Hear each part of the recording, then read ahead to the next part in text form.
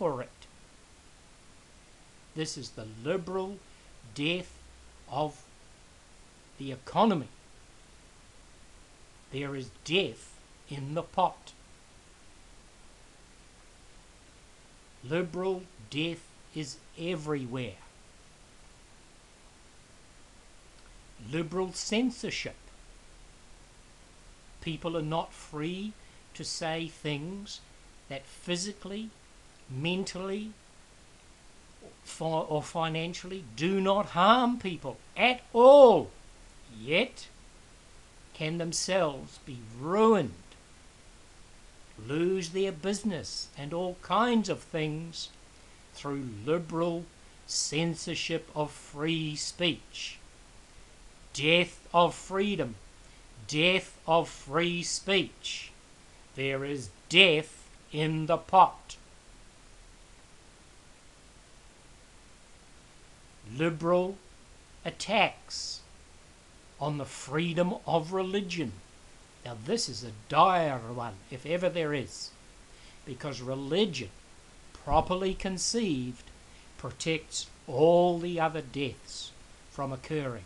They bring life to those other things. Death of freedom of religion. There is death in the liberal pot.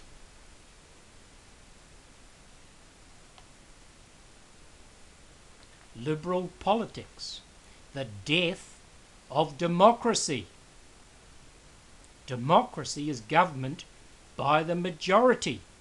Yet, liberalism ushers in government by the minority. It ushers in exceptions that make the rule. It is a time-honoured truth that exceptions do not make the rule. The tail does not wag the dog, but liberal politics has the tail. Wag the dog. Minorities overrule the majority. No matter what. The death of freedom, the death of liberty, the death of politics. There is death in the liberal pot.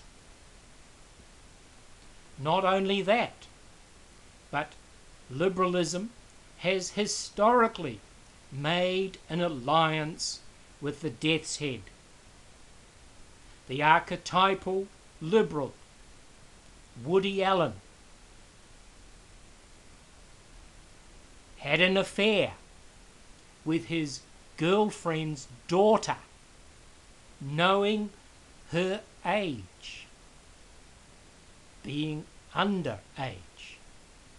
He is a hero to the liberal, cultured person.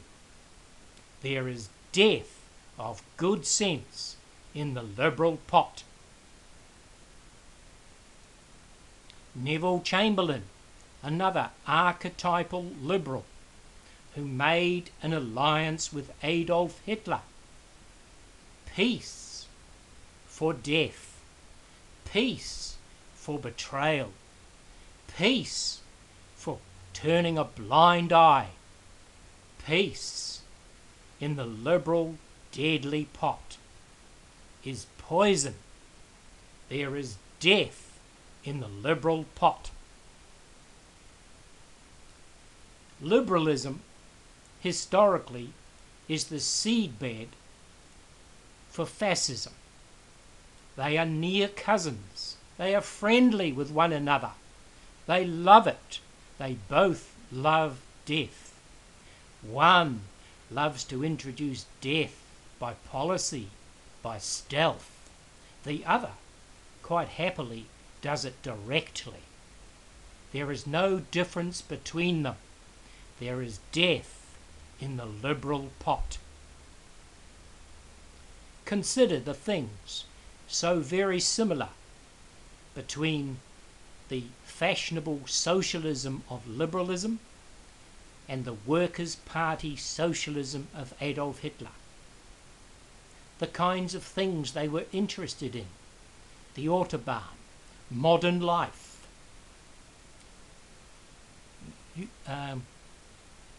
eurythmic dancing, and other New Age type liberal things.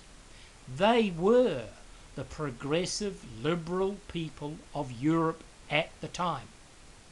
Many progressive people supported Mussolini, as outlined in the book Liberal Fascism. Liberalism is kith and kin to fascism. It is the seedbed leading to it. There is death in the liberal pot. Liberal culture just loved Leni Riefenstahl for a long, long time. And futurism, the breakup of forms, the destruction of the optical world, they loved it, not seeing it as a harbinger of the things that would be, in fact, destructive later on. Liberals turn a blind eye to the concentration camps of socialism, which brought death to 40 million in Joseph Stalin's atheistic, non-God believing communism, and the same with Mao Zedong, 10 to 20 million people dead.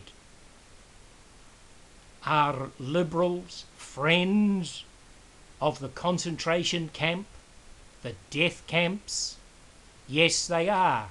Dr. Paul Ehrlich advocates, and many liberal greenies advocate, the death of billions of people in order to save the planet. There is death in the liberal pot. In the days of Jesus, the Sadducees beat Jesus and called for his death.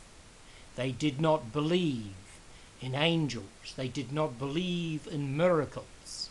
They did not believe in the supernatural.